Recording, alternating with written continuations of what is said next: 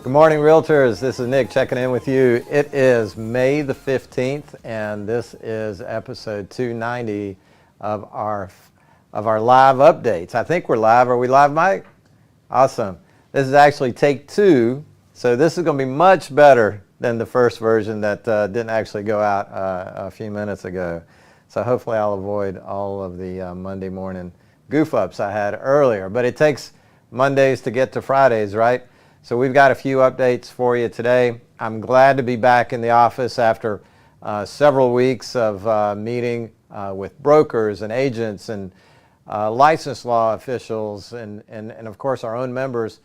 Just got back from the Realtor legislative meetings in Washington, D.C. And I had a quick update for you last week on those, and I'll have a little more detail for you a little bit later in the week. Mike, just checking in. We're still good? Awesome. All right, we're rocking and rolling. Before I get started with the updates, I've got two special introductions I want to make this morning. We've got our Realtor family here at SCR has grown. We've got two new team members here I want to introduce. Guys, come and join me. This is Louis DeTore and Matt Goins.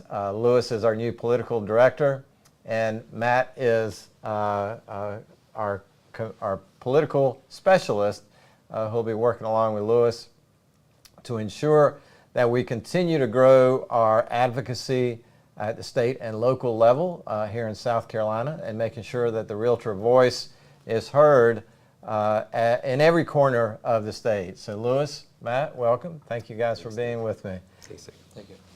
I thought they were going to say more than that, but I guess they're going to just walk off. So that's cool. I've got plenty of updates. You'll hear from them a little bit more in the coming weeks. We've got a busy local election season this fall, so you'll be getting a number of more updates from them throughout the year, and look forward to working with them. Welcome.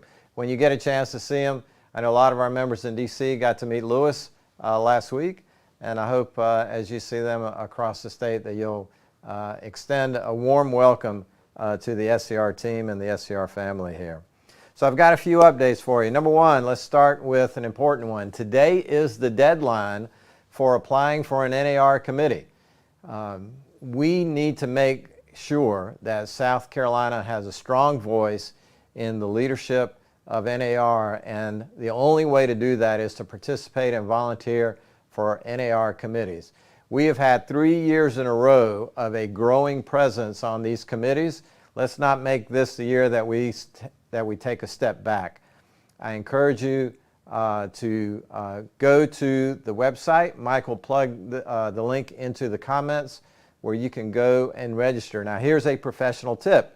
When you apply for an NAR committee, you can also ask for letters of recommendation. Please email me to send in a recommendation for you. It does help in that selection process. Here's pro tip number 2. Don't apply for just one committee.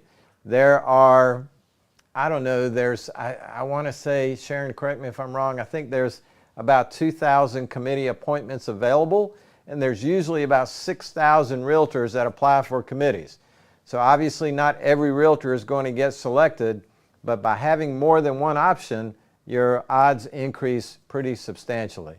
And if you have any questions about who or which committee to apply for, it is kind of last minute, but email me, call me, and I'll be happy to provide some recommendations.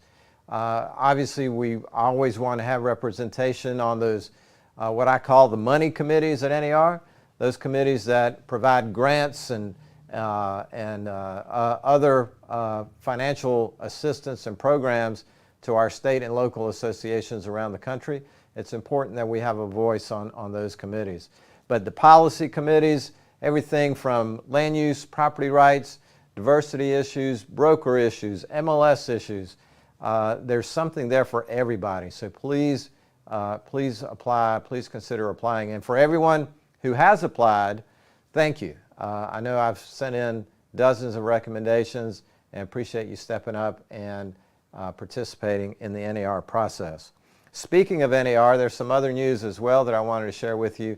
Last week, you probably heard my update about the LLPAs that were announced by FHA. These were the fees that were going to be taking effect on May 1st, and FHA has rescinded those fees under a lot of pressure from the real estate industry, including our National Association of Realtors.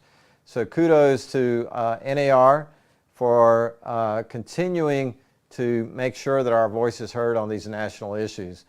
The agency had, I think one of the important things that were pointed out in this process was that the agency had significant amount of surplus funds to cover this fee generation that they were trying to gain through this increase, and they were kind of called out on it. And I'm glad they've taken another look and have rescinded it. And Mike, if we'll let's put a link to the NAR press release on this so members can get some additional information. Also from NAR, the board of directors met last Thursday morning. Your president, Rob Woodall, led the South Carolina NAR directors delegation at that meeting last week. If you saw my video from the Washington Convention Center, it gives you a small sense of just how impressive these board of director meetings are. Literally over 1,000 member board of directors meets. There were over 850, I believe, was the total count that was in attendance last week. And to watch this group that is so large be able to discuss issues and have proper debate on these important issues that matter to our members is quite an impressive task. Kudos to NAR staff and leadership for conducting these meetings in a smooth and transparent manner. And if you didn't catch it in person, it's okay.